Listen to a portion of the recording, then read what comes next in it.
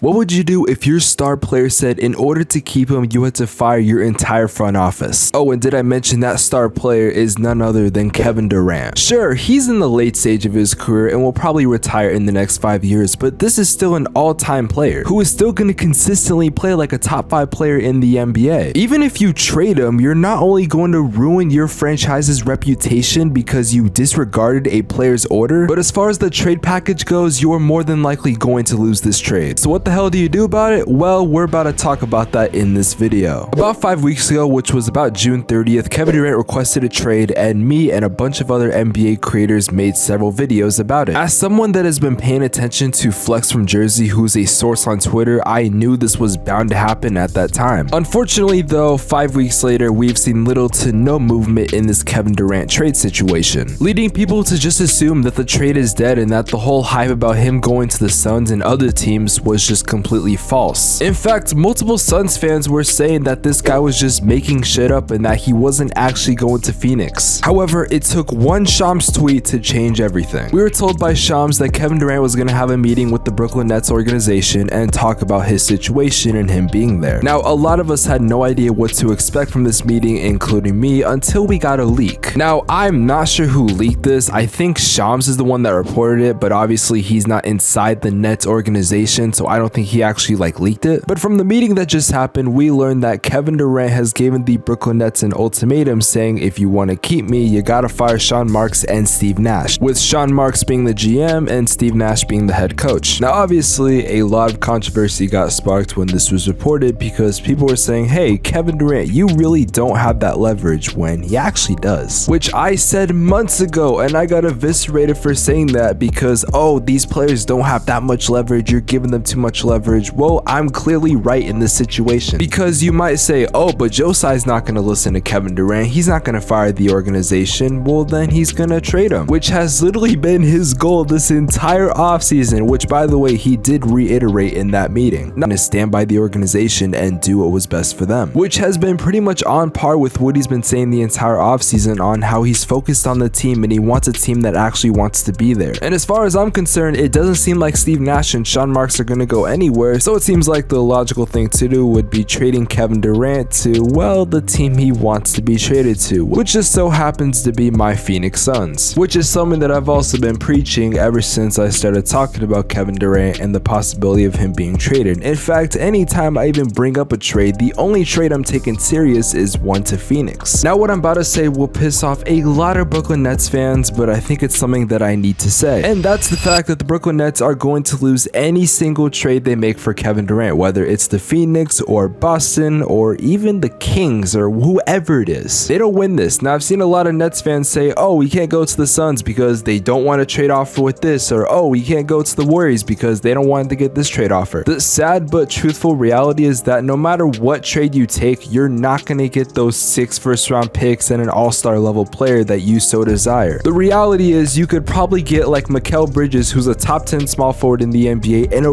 really good defensive player, I'd argue top 3, and get some amazing bench depth with probably a couple first-round picks. But no, you don't want that trade package because you want an all-star level player, which you're unfortunately not going to get, which I think this is one of the reasons why the trade is taken forever to happen, because if they took the first trade that they got from this for, but unfortunately a whole lot of teams have backed out of the trade, so it seems like your plan backfired. And if the Nets really want to, they could probably take this into the season, maybe even around the trade deadline, and there's a good chance a team that is in desperate need of a player will just throw their best player out there. But it's definitely not going to be Phoenix that's doing that, and Kevin Durant has said for the millionth time, just like I'm going to say, he wants to play for Phoenix. He doesn't want to play for Toronto, he doesn't want to play for Boston, he doesn't want to play for any of these other teams. He wants to play for Phoenix. And I think more and more people need to start realizing this and overall just start talking about it, because whenever someone even mentions Phoenix, like, oh, they don't have a good trade package, that's not going to happen. Y'all got to consider what Kevin Durant wants, because we know what the Brooklyn front office wants. We know what these other front offices want, but we never asked, what does Kevin Durant want? Which, by the way, has been very fucking public for the last month and a half. And I'm not even going to make the excuse of, oh, it's the NBA media not saying anything about it, because that would be me beating a dead horse, and I don't beat dead horses. This is just straight up no one talking about it anymore. Maybe for the first couple weeks we talked about it, and maybe a radio station here and there, but no one is consistently saying where Kevin Durant wants to go and even mentioning Phoenix for that matter. Hell, even on NBA Twitter and NBA YouTube, other people aren't talking about it like that. Okay, something just happened while I was making this video, and I'm not even joking with what I'm about to say. A Brooklyn Nets Twitter page just posted two things, and it seems like that the Nets are in shambles right now. Also, they claim that Shams said this, but Shams hasn't made a tweet about this, so take this with a grain of salt. First, we see a tweet that insinuates that Kevin Durant has mentally checked out of Brooklyn, and after I saw that, I was laughing for a good 5 minutes. And under that, I see something that makes this worse than I thought it was. We proceed to see a quote tweet that says Kyrie Irving does not believe in Sean Marks and Steve Nash, which again had me laughing for a good 5 minutes. So not only does Kevin Durant not believe in the organization, but nor does Kyrie Irving. By the way, I know technically Steve Nash and Sean Marks aren't the entire organization, but I'm just going to use the word organization because I'm not saying their names every single time I make that point. So with everything I just said, it seems like not only Kevin Durant's not confident in the organization, but nor is Kyrie Irving. Basically, you're only good two players left. And if Joe Tsai is a man of his word and wants to stick with the organization and is going to stick with this team, then it seems like Kyrie and KD are going to get traded. And I will say so far, Joe Tsai has been very consistent with everything he's been saying. So now we ask the question, what is going to happen now? A couple of days ago, it seemed like this Kevin Durant trade request was basically dead in the water and it just wasn't going to happen. However, now only a couple days later, we're once again seeing that the Brooklyn Nets front office is in shambles right now, and it looks like that scene from SpongeBob where his brain's on fire. I think basketball wise, the best move would straight up just to be trade up Kevin Durant and Kyrie Irving and just reset with your team. Yes, no doubt in my mind you're going to lose the trade, especially if you trade Kyrie to LA, because what the fuck are they going to give you? And also you lose that trade to Phoenix, which again I discussed earlier on in the video. However, there are some positives. You will get some bench depth, and that's really about it. This isn't Disney Channel. You're not going to get a positive ending all the time. I will say it's better than having a migraine with Kyrie Irving, who's probably going to sit out a big part of the season if he doesn't get traded, or Sean Marks and Steve Nash aren't booted out of there. And Kevin Durant is kind of a question that's just being thrown up in the air whether or not he's going to sit out if he doesn't get traded. I don't think he will, but you really never know anymore. Oh, and it's not like you're actually a contending team that could really do something. You cannot look me in the eye and tell me you think Ben Simmons is going to lead this team to an NBA championship, let alone a playoff appearance. Oh, and let me not forget guys like Nick Claxton and Seth Curry and